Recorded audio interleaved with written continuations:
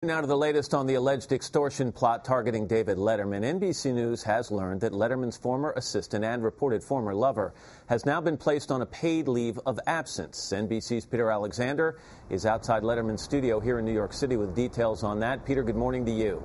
Matt, good morning to you and welcome back. There are reports this morning that the accused extortionist, Joe Halderman, saw David Letterman making out with Halderman's then live-in girlfriend, Stephanie Burkett, near Halderman's home in August, just 2 months ago, when Letterman was already married. Welcome to the show. How's everybody doing? You folks okay? For David Letterman, another scandal-free edition of The Late Show Wednesday night. New York Yankees in the playoffs earlier tonight, and boy, does that sound like fun. 50,000 people packed together during a swine flu epidemic. So that's...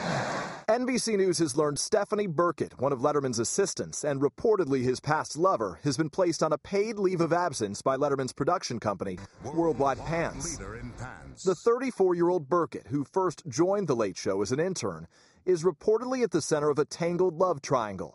Burkett is the former girlfriend of suspended CBS News producer Joe Halderman, the man accused of trying to extort $2 million from Letterman to keep the comedian's affairs secret. Sure enough, contained in the package was stuff to prove that I do terrible things. A week after Letterman revealed that he was the victim of an alleged blackmail plot and acknowledged having sex with women on his staff, the late-night host is facing new attacks. The National Organization for Women sharply criticized Letterman, accusing him of creating a toxic environment in the workplace and urging CBS to take action immediately, even though no women have come forward to complain. Meanwhile, the explosion of media attention has raised new questions about whether the prosecution of Letterman's accused extortionist could make things even more difficult for the comedian. People say there is no such thing as bad publicity. This is an example of bad publicity. I mean, this is something where not only is Joe Halderman having his the worst nightmare come true, but for David Letterman, for his family, for his show, there is no upside to this, none whatsoever. Still, celebrity crisis management experts say Letterman had to go to the authorities. It's conceivable that when Letterman was approached, they thought they were dealing with a loose cannon. And if you're dealing with someone who's going to go to the media anyway, you go to the authorities. Okay, let's look at the news. First of all, Bill Clinton said...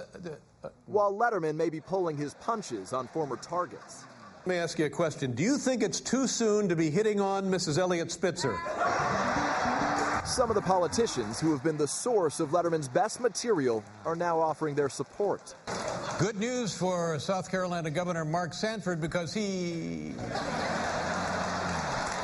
From Governor Sanford, both my thoughts and my prayers are with him. And sources at Worldwide Pants tell NBC News that Stephanie Burkett's unpaid leave of absence is set for an unspecified period of time. They say that she did not violate any of Worldwide Pants' policies. It is not a punishment. It's simply a matter of practical reality. They say, Matt, given the media attention on this case, it would be impossible for Burkett to return to work. All right, Peter Alexander in Midtown for us this morning. Thanks very much. Janine Pirro is a former district attorney and county court judge and the host of Judge Janine Pirro. Hey, Janine, good to see you. Good morning. Let me talk generally for a second. You know, you got Gerald Shargell, who is the defense attorney for Joe Halderman in this case. He's a very talented and tenacious attorney. He says, like, the government's case doesn't make sense in this. Does it make sense to you? Yeah, it really does. You've got the Manhattan DA's office behind this thing. They were monitoring it. There are wiretaps. This case is a solid attempted grand larceny 1, which is a 15-year sentence, larceny by extortion in the state of New York. Shargell is excellent, Matt. I agree with you. But it's got to end. There's got to be a plea bargain.